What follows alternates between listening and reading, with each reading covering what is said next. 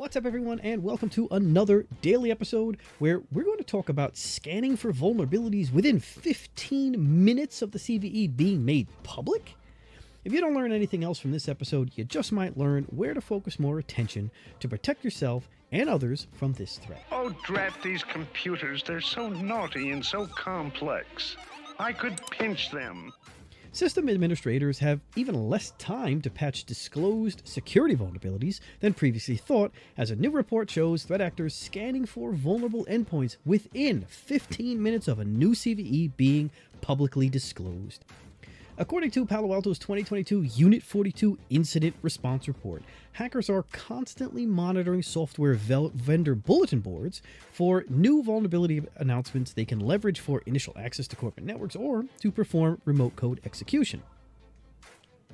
However, the speed at which threat actors begin scanning for vulnerabilities puts systems administrators in the crosshairs as they race to patch the bugs before they're exploited. As if being a sysadmin is not difficult enough already, you have to keep scanning your software for any and all frameworks used within your solutions and any software you might have installed on systems to see what might be vulnerable to the newest CVEs out there. 15 minutes after a CVE goes live, hackers are on the prowl looking for their mark. And I know that some of these smart hackers have already scanned tons of IP addresses and have lists of systems that are running various softwares. For example, a CMS system.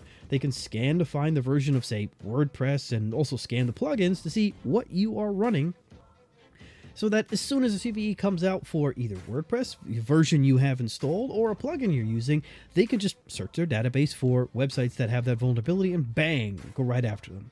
Now, there are even legitimate websites where you can buy up-to-date data about what websites or systems, plugins they run, and that goes for any system that is web-facing.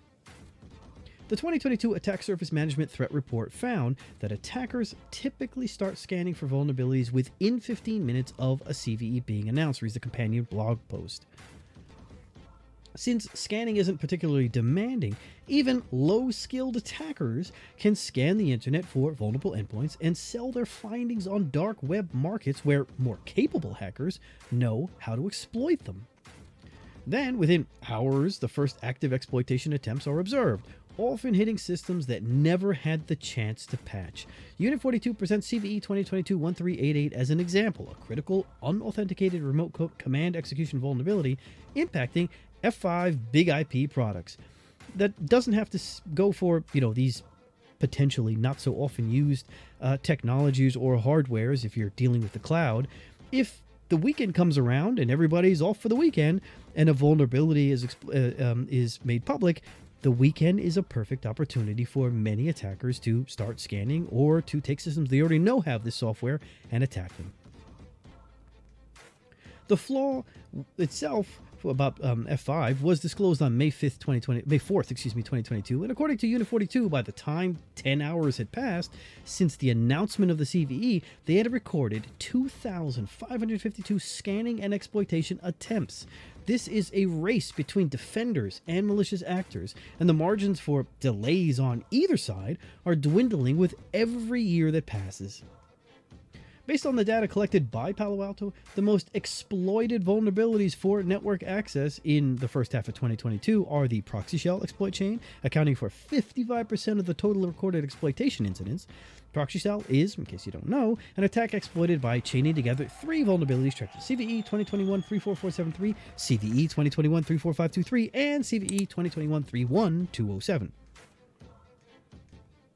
Log4Shell follows at second place with 14%. Various SonicWall CVEs account for 7%. Proxy Logon had 5%, while the RCE and Zoho Manage Engine Add Self-Service Plus, which I've done a number of episodes about with continuing exploitations or continuing vulnerabilities, was exploited in 3% of the cases.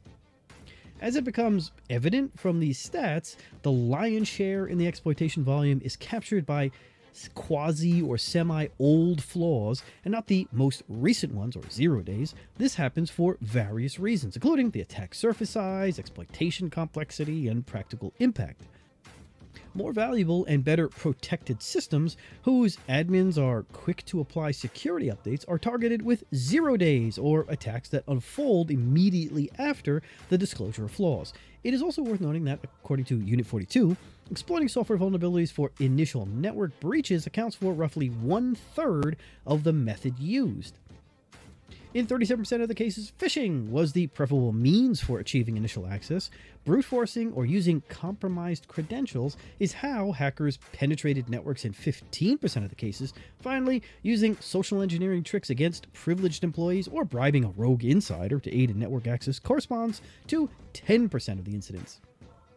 With system administrators or system admins, network admins, and security professionals already under significant stress as they are trying to keep up with the latest security threats and OS issues, the speed at which threat actors target their devices only adds additional pressure.